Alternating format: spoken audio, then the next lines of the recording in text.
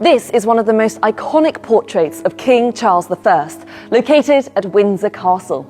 It was painted in the 1630s by the Flemish artist Anthony van Dyck, who revolutionised British painting in providing us with the enduring images of the Stuart court.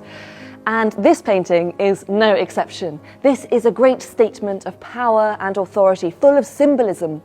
First of all, Charles is presented on a magnificent white horse. This is an equestrian portrait, echoing the ancient traditions of equestrian statues of leaders such as Marcus Aurelius. So this presents Charles as the natural heir to the triumphant emperors of the classical past.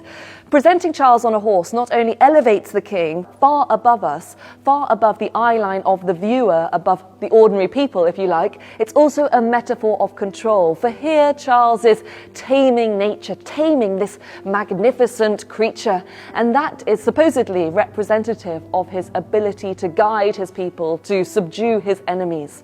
Indeed, look at the countenance of the figure on the right, Pierre-Antoine Bourdin, who is an expert riding master. He gazes up at the king, reverential, subservient.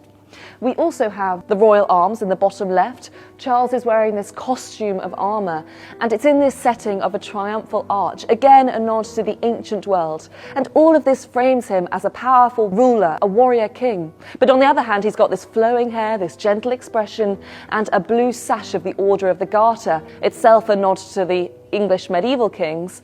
And these give us the impression that Charles might also be a chivalrous knight. The painting is very imposing. It's monumental in size, over 3.5 meters high and nearly 3 meters wide. But look at the foreshortened body of the horse here and the pose of the figure on the right. This gives us a sense of movement, that they are coming forward into our space, giving us a sense that we should move aside for them, that we should make way. The irony with all of this, of course, is that for all of these symbols of power and authority, Charles couldn't retain control of either.